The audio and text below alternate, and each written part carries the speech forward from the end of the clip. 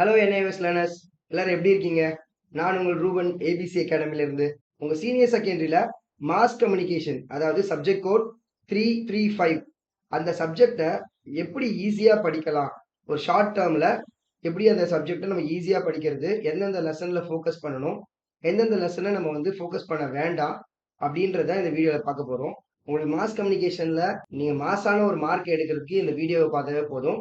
இந்த வீடியோவை டீடைலா பார்க்கறதுக்கு முன்னாடி யார் யாரெல்லாம் சப்ஸ்கிரைப் பண்ணலையோ எங்களோட ஏபிசி அகாடமி சேனலை சப்ஸ்கிரைப் பண்ணிக்கோங்க. நம்மளோட மாஸ் கம்யூனிகேஷன் டியூட்டர் இப்போ இதை பத்தி எக்ஸ்பிளைன் பண்ணுவாங்க. ஹலோ என்ஐஎஸ் லேர்னர்ஸ், இன்னைக்கு நம்ம சீனியர் செகண்டரியில் mass communication subject 335 subject code April மாதம் எக்ஸாம் எழுத போறீங்க.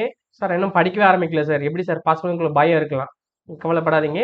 இந்த ஷார்ட் டியூரேஷன்ல என்னதெல்லாம் டாபிக் படிச்சு மார்க் அதிகமாக ஸ்கோர் பண்ணலாம் அப்படின்னு பார்க்க போறோம் இந்த வீடியோ. ஸோ மாஸ் கம்யூனிகேஷன் மொத்தம் பார்த்தீங்கன்னா 100 மார்க்ஸ் மாஸ் கம்யூனிகேஷன் மொத்தம் மார்க்ஸ் அலோகேஷன். இதில் 80 மார்க்ஸ் உங்க தியரி மார்க்ஸ், 20 உங்களோட ப்ராக்டிக்கல் உங்க ஸ்கூல் ஸ்டடி சென்டர் போனீங்கன்னா அங்க நீங்க எழுதுற எக்ஸாம்ஸ் பொறுத்து உங்களுக்கு மார்க் கொடுத்துருவாங்க. தியரியில் எப்படி சார் நம்ம ஈஸியா ஸ்கோர் பண்ணலாம் அப்படின்னு நீங்க பார்க்க போறோம். சரிங்களா? ஸோ இதுல நம்ம சிலபஸ் பியூரிஃபிகேஷன் பார்க்க போறோம். அது என்ன கொடுத்துருக்காங்க பாத்தீங்கன்னா ரெண்டா ஸ்பிளிட் பண்றாங்க. இதுல tutor mark assignment and public examination. Tutor mark assignment என்ன சார், ஆல்ரெடி நீங்க உங்க டேஷ்போர்ட்ல கொஸ்டின்ஸ் கொடுத்துருப்பாங்க, அதுக்கான ஆன்சர்ஸ் எழுதி சப்மிட் பண்ணிருப்பீங்க. இனிமேல் உங்களுக்கு மார்க்கும் வந்துட்டு இருக்கும். நீங்க அதுக்கு இம்பார்ட்டன்ஸ் கொடுக்க தேவையில்லை. சரிங்களா? நீங்க எது சார் இம்பார்ட்டன்ஸ் அதிகம் கொடுக்கணும் பாத்தீங்கன்னா இந்த பப்ளிக் எக்ஸாமினேஷன். அதுக்காக நான் டியூட்டர் மார்க் அசைன்மெண்ட்டுக்கு நான் படிக்கவே வேண்டாமா சார் அப்படின்னு இல்ல. உங்களுக்கு அது என்ன இருக்கு அந்த கண்டென்ட் தெரிஞ்சிருக்கணும். பட் கொஸ்டின்ஸ் கேட்டிருக்க one word maybe one words இதுல இருந்து கேட்க சான்சஸ் இருக்கு. பப்ளிக் எக்ஸாமினேஷன் இங்கே நிறைய இம்பார்ட்டன்ஸ் கொடுக்கணும். ஸோ இதுவே பார்த்தீங்கன்னா ஒரு 6 கேட்டகரிஸாக பிரிச்சிருக்காங்க. So that is introduction to mass communication, print media, radio, television, advertising and public relation, new media. And அடுத்த ஒரு ஆப்ஷன் கொடுத்துருக்காங்க, that is optional module, traditional media and photo journalism. Sir எனக்கு photo journalism படிக்கணும்னா நீங்க photo journalism படிச்சுக்கங்க sir. நான் traditional media படிக்க போறேன்னா அதை எடுத்து நீங்க படிச்சுக்கங்க. நீங்க ஏதாவது இதை ஒன்று படிச்சா போதும். ஏதோ நீங்க ட்ரெடிஷனல் மீடியா படிக்கலாம், இல்ல போட்டோ ஜேர்னலிசம் எடுத்து நீங்க படிச்சுக்கிட்டா போதும். சார் நான் மினிமம் பாஸ் மார்க் எடுக்கணும் சார், என்ன சார் பண்ணணும்? அதுக்கான ஆப்ஷன் நம்ம பாக்குறோம். ஸோ இந்த 7 மாடியூல்ஸ்ல எந்த மாடியூல்ல படிச்சா பாஸ் பண்ணிடலாம் அப்படின்றத பார்க்க போறோம். இதுல ஃபர்ஸ்ட் ப்ரிஃபரன்ஸ் நீங்க கொடுக்க போறது பிரிண்ட் மீடியா கொடுங்க. ஸோ இதுல பாத்தீங்கன்னா 12 மார்க்ஸ் கொடுக்குறாங்க. ஸோ இன்ட்ரடக்ஷன் டு மாஸ் கம்யூனிகேஷன்ல 7 மார்க்ஸ் தான் கொடுக்குறாங்க. அதே சேம் 4 யூனிட்ஸ் இருக்கு.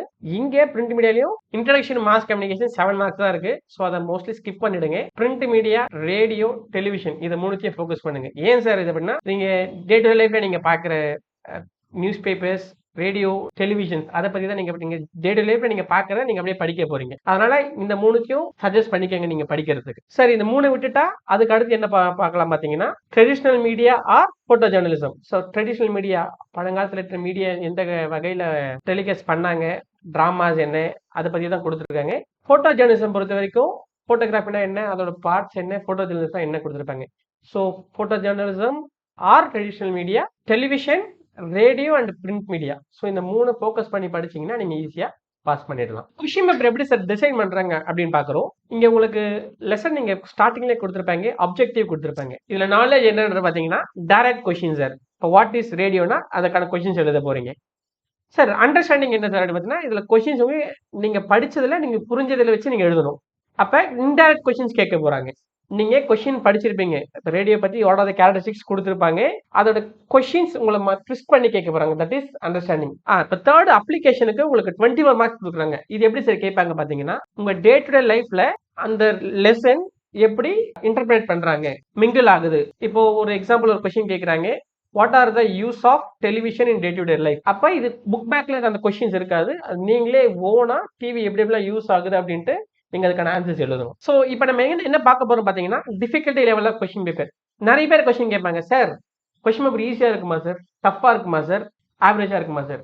மூணுமே மிக்ஸ் பண்ணி தான் உங்க கொஸ்டின் பேப்பர் கேட்பாங்க.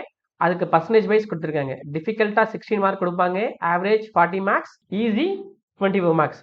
அப்ப ஈஸின்ற சென்ஸ் என்ன சொன்னா புக் பேக் கொஸ்டின்ஸ் அப்படியே உங்களுக்கு கொடுத்துருவாங்க. ஆவரேஜ்ன்றது பாத்தீங்கன்னா இன்டைரக்ட் கொஸ்டின்ஸ், நீங்க ஆல்ரெடி படிச்ச கொஸ்டின் ஆன்சர் தெரிஞ்சிருக்கும், பட் ஒரு ஆன்சருக்கு 4 டைப்ஸ் ஆஃப் கொஸ்டின்ஸ் கேட்டிருப்பாங்க.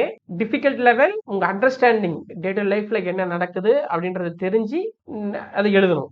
அப்ப விச் மீன்ஸ் நீங்க ஆன்சர் எழுதுறதுக்கு முன்னாடி கொஸ்டினை 2-3 வாட்டி ரீட் பண்ணுங்க. அந்த கொஸ்டின் என்ன கேட்டிருக்காங்கன்றத அண்டர்ஸ்டாண்ட் பண்ணிட்டு தென் கோ ஃபார் யுவர் ஆன்சர்ஸ். இப்போ நம்ம சாம்பிள் கொஸ்டின் பேப்பர்ஸ் எப்படி இருக்குன்னு பார்க்க போறோம்.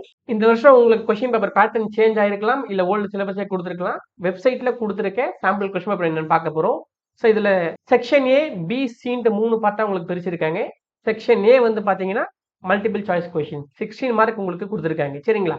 ஸோ அதுலேயே உங்களுக்கு எய்தர் ஏ ஆர் பின்ற ஆப்ஷன் கொடுத்துருக்காங்க. நீங்கள் ஆன்சர் எழுதும்பொழுது ஃபர்ஸ்ட் கொஷின் அதில் ஃபர்ஸ்ட் சப் டிவிஷன் போட்டு ஆப்ஷன் என்னன்னு நீங்க கரெக்டாக எழுதணும். ஃபார் எக்ஸாம்பிள் இதில் பாருங்க, Gandhiji started the Indian opinion news paper in 1903, 1904, 1903, 1804. So இதில் உங்க ஃபர்ஸ்ட் ஆன்சர் 1 சப்டிவிஷன் போட்டுட்டு ஆன்சர் ஏவா பியா சியா டிஎன் போட்டு ஆப்ஷன் எழுதுங்க. சரிங்களா? ஸோ இதில் 16 மார்க் நீங்க ஈஸியா ஸ்கோர் பண்ணிடலாம். மோஸ்ட் ப்ராபப்ளி உங்களோட இன்டெக்ஸ் கொஸ்டின்ஸ் கொடுத்துருப்பாங்க. ஸோ அந்த புக் பேக் இருக்க இன்டெக்ஸ் கொஸ்டினை நீங்க படிச்சுக்கோங்க. செக்ஷன் பில பாத்தீங்கன்னா fill in the blank abbreviations are true or false plus உங்க ஷார்ட் ஆன்சர்ஸே கேட்டிருக்கலாம் உங்களுக்கு. சரிங்களா? ஸோ இதுல வந்து பாருங்க fill in the blanks கொடுத்துருக்காங்க. ஸோ இதுக்கு 2 மார்க்ஸ் கேட்குறாங்க. 2 கொஸ்டின்ஸ் கேட்டு அதில் 2 மார்க்ஸ் கேட்குறாங்க. பிளஸ் ட்ரூ ஆர் ஃபால்ஸ் கேட்குறாங்க. கீழே அகைன் ஒரு ஷார்ட் ஆன்சர் கொடுத்துட்டு இது எந்த மோட்ல வருது அப்படின்னு கேட்குறாங்க. Match the following. Section C வந்து பாத்தீங்கன்னா that is very short answer. So உங்க ஆன்சர்ஸ் வந்து பாத்தீங்கன்னா ஒரு 50 to 60 வேர்ட்ஸ்க்குள்ள இருக்கணும். ஸோ உங்களுக்கு 2 மார்க்ஸ் கேட்டாங்க அப்படின்னா சார் நான் சில பேர் கேட்பாங்க 1 or 2 லைன்ஸ்ல உங்க ஆன்சர்ஸ் எழுதுவீங்க. ஒரு 4 to 5 லைன்ஸ்ல உங்க ஆன்சர்ஸ் வந்து நீங்க கண்டிப்பா எழுதணும். அதுல உங்களுக்கு எய்தர் ஏ ஆர் பின்ற ஆப்ஷன் கேட்டிருப்பாங்க. ஸோ கொஸ்டின் நம்பர் கரெக்டா எழுதுங்க, சப் டிவிஷன் 1 or 2 எழுதுங்க, அதுல ஏதோ ஒன்று எழுதிக்கங்க. அதுக்கு உங்களுக்கு 4 கொஸ்டின்ஸ் கேட்டிருப்பாங்க. நெக்ஸ்ட் லாங் ஆன்சர் வந்து பாத்தீங்கன்னா 100 to 150 வேர்ட்ஸ் கொடுத்துருப்பாங்க. ஸோ அதுக்கேற்ற ஆன்சர்ஸ் நீங்க எழுதிக்கங்க. இதுல option A or B module photo journalism or traditional media last option கொடுத்துருப்பாங்க. அதை பார்த்து நீங்க எழுதிக்கங்க. இந்த சாம்பிளுக்கான ஆன்சர்ஸ் உங்க வெப்சைட்லயே கொடுத்துருக்காங்க, அதையும் நீங்க செக் பண்ணிக்கங்க. இப்ப லாஸ்ட் ஏப்ரல்ல கேட்ட கொஸ்டின் பேப்பரை நம்ம பார்க்க போறோம். சரிங்களா? ஸோ இதுல வந்து பாத்தீங்கன்னா உங்களுக்கு சூஸ் த ஆப்ஷன் கொடுக்கல, எம்சிக்யூ கொடுக்கல, அப்புறம் 1 மார்க் ஆன்சர்ஸா கேட்டிருக்காங்க. 1 மார்க்ஸ், 2 மார்க்ஸ், 4 மார்க் அண்ட் 6 மார்க்கா கேட்டிருக்காங்க. ஸோ இது டிஃபைன் நியூஸ், இது 1 மார்க், இது ஜஸ்ட் 1 லைன்ல நீங்க ஆன்சர் பண்ணிடுங்க. 2 மார்க் டெஃபினிஷன்ஸ் ஒரு 3 to 4 லைன்ஸ்க்கு உங்க ஆன்சர்ஸ் நீங்க பிரசன்ட் பண்ணுங்க. 4 மார்க் பொறுத்த வரைக்கும் ஒரு half பேஜ் மீன்ஸ் ஒரு 100 to 150 வேர்ட்ஸ் நீங்க ஆன்சர் பண்ணணும். 6 மார்க் ஒரு 2 பேஜுக்கு நீங்க எழுதணும் கண்டிப்பா ஆன்சர்ஸ். 200 to 300 வேர்ட்ஸ்க்குள்ள நீங்க உங்க ஆன்சர்ஸ் எழுதணும். Section B as it is நம்ம சொன்னது optional module traditional media or photo journalism. So இதுல 1 மார்க் 1, 3 மார்க் 1 கேட்குற 2 3 மார்க், 2 4 மார்க் கேட்குறாங்க. Photo journalism or traditional media நீங்க எழுதிக்கலாம். ஸோ இந்த வீடியோ பார்த்ததுனால உங்களுக்கு ஒரு ஐடியா கிடைச்சிருக்கும் எப்படி ஈஸியா பாஸ் பண்ணலாம் அப்படின்னுட்டு. ஹோப் இதுல உங்களுக்கு ஏதாவது டவுட் இருந்துச்சுன்னா எங்க ஏபிசி அகாடமி நீங்க கான்டாக்ட் பண்ணுங்க. உங்களுக்கு ஏதாவது கொஸ்டின்ஸ் அரைஸ் ஆச்சுன்னா கமெண்ட் செக்ஷன்ல உங்களுக்கு கொஸ்டினை போஸ்ட் பண்ணுங்க. முடிஞ்ச ஆன்சர்ஸை நாங்க போஸ்ட் பண்ணுவோம். தேங்க்ஸ் ஃபார் வாட்சிங். Please subscribe us.